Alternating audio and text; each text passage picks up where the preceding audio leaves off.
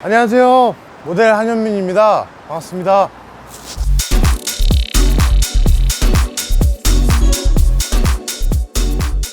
저는 지금 종로에 와 있는데요. 오늘 궁을 갈 거예요. 궁. 현재 운영궁이고요.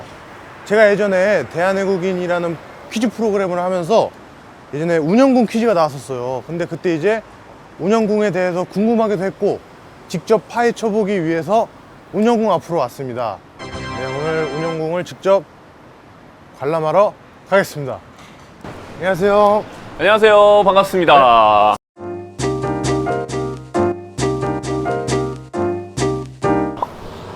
아니 어떻게 이 운영궁까지 오시게 됐나요? 네, 제가 운영궁에 대해서 예전에 프로그램을 하다가 운영궁 퀴즈를 봤어요. 오, 운영궁에 대해서 호기심이 생기더라고요. 매우 훌륭하십니다. 사실 운영궁을 잘 모르는 사람들이 굉장히 많아요. 네. 그런데 알고 보면 이 운영궁이 우리나라 역사에서 네. 특히 근대 역사에 굉장히 중요한 일들이 많이 일어났던 곳입니다. 궁금하죠? 너무 궁금하죠. 중요한 일이 일어났다니까. 그쵸. 네. 조선시대 때 보통 이런 대문이 있으면 뭐라고 외치죠? 크게 외치셔야 됩니다. 크게 외쳐요? 이리 오너라. 이리 오너라. 우리 함께 외쳐볼까요? 네. 갑니다. 3, 2, 1. 이리 오너라!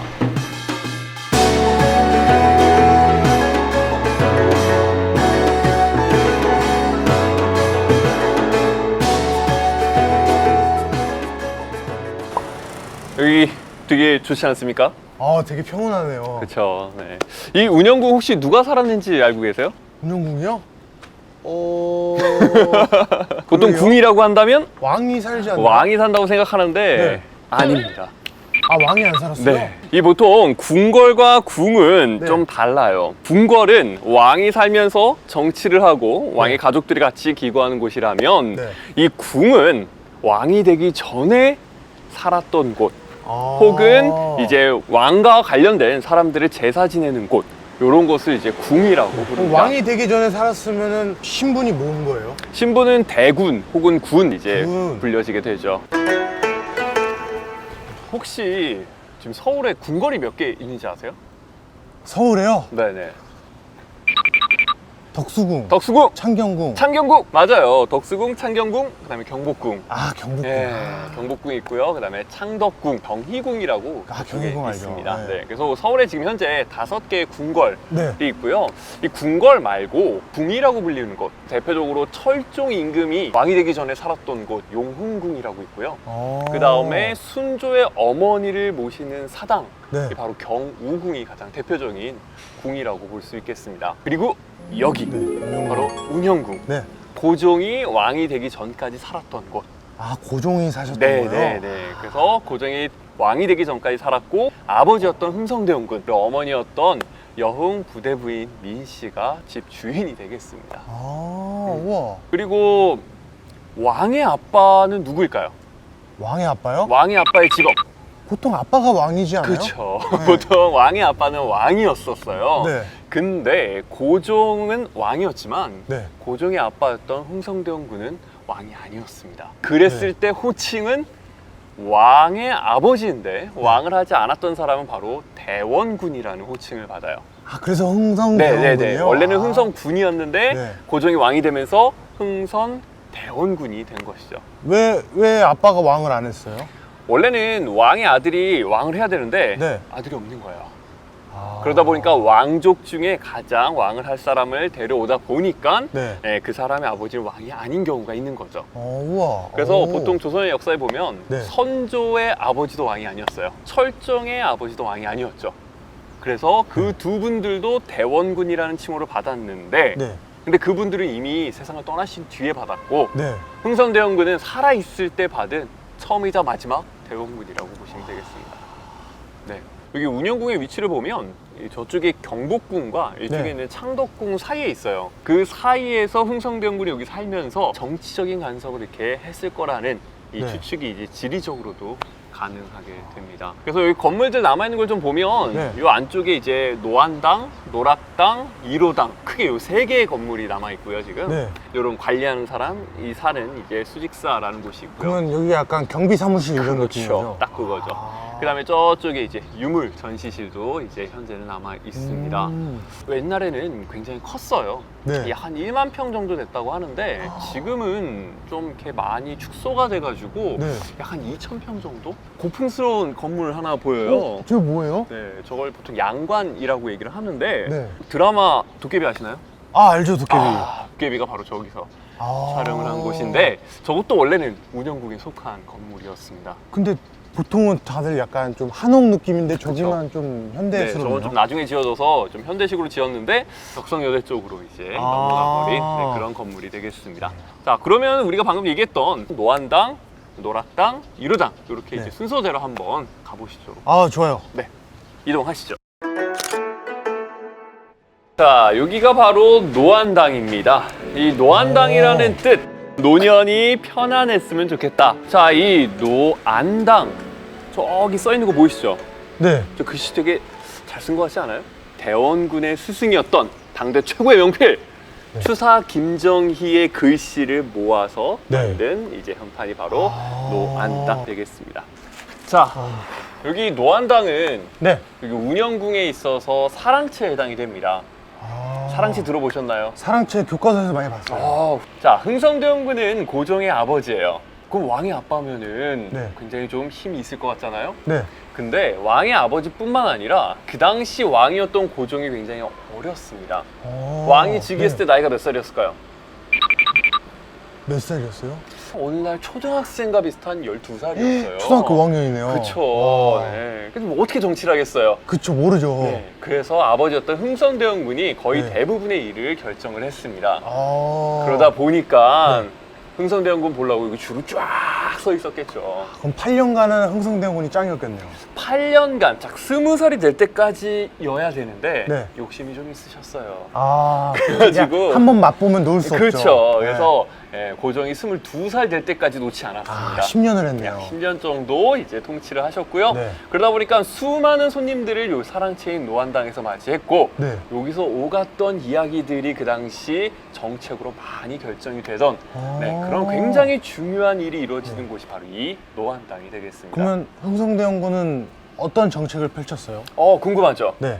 그 자세한 거는 저 뒷길 가서 한번 얘기를 해볼게요. 뒷길이 또 있어요? 되게 이뻐요.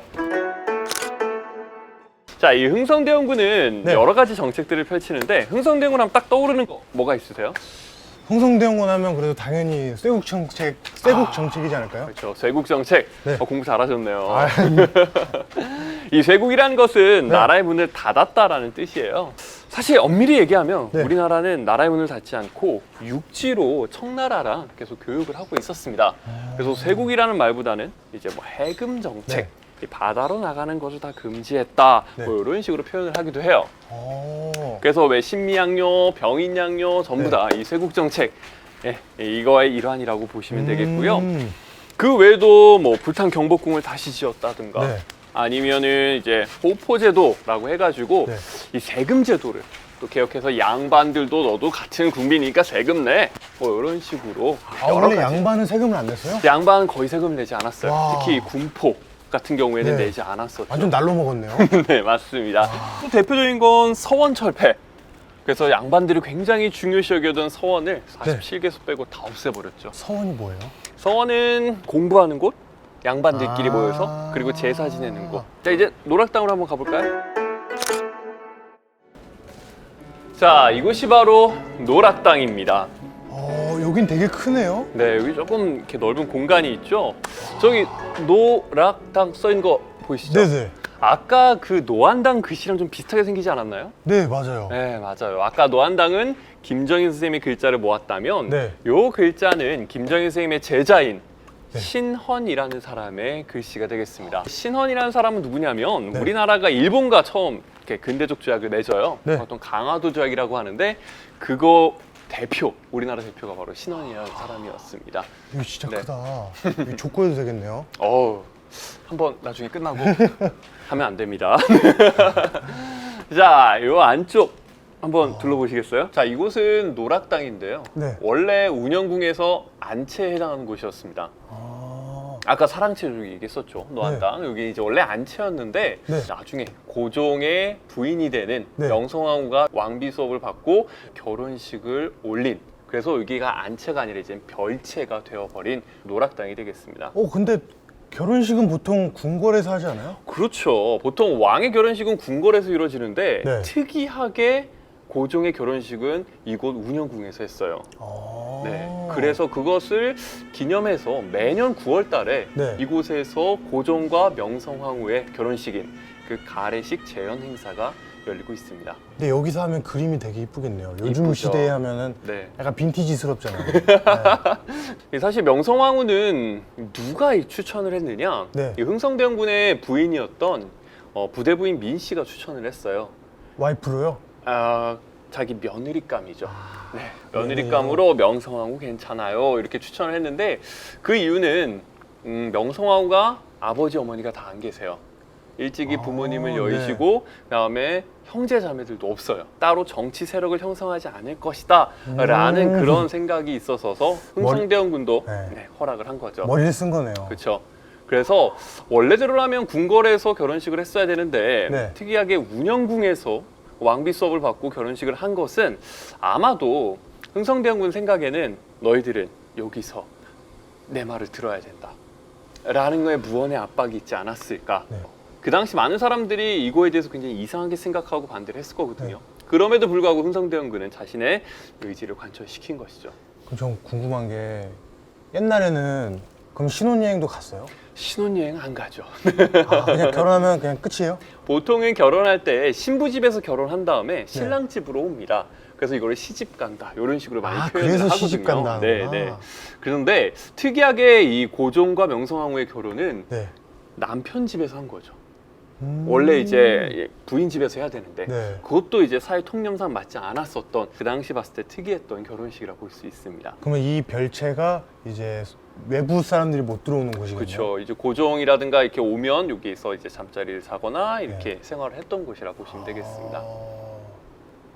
자, 이렇게 보면 흥성대원군, 네. 그 다음에 고종과 명성황후 굉장히 좀 뭐랄까 이렇게 잘 어우러진 한 아름다운 가정처럼 보이죠. 네. 그런데 이후에 사이가 많이 틀어지게 됩니다. 갈등이 있었군요. 갈등이 굉장히 심했어요.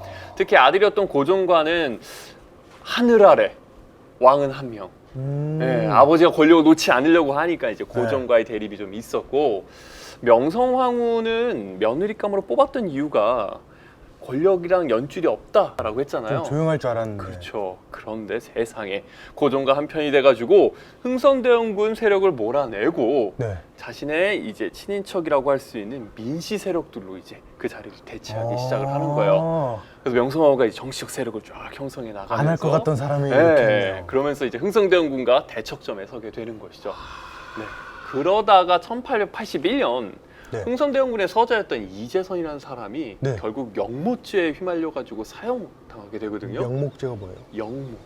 그러니까 반역을 꾀했다. 아. 이래가지고 흥성대원군의 서자를 이제 사형시켜버린 거죠. 네. 그러면서 갈등은 더욱더 심화되면서 거의 뭐 파국으로 치닫는 그런 모습이 보이게 됩니다. 한 집에서 화목하게 살았으면 좋겠지만 네. 권력이라는 게 참 그런 것 같아요. 무섭죠. 네, 그래서 서로 나중에는 철천지 원수, 특히 흥성대원군의 장례식 때는 고종이 참석도 안 했어요. 그 진짜. 엄격한 유교 국가에서. 갈 때까지 간 거군요. 그렇죠. 네, 그렇습니다. 자, 이제 마지막 건물 네. 한번 가보죠. 뒤에 있는 1호당 쪽으로 한번 이동해 보도록 하겠습니다. 좋습니다. 네.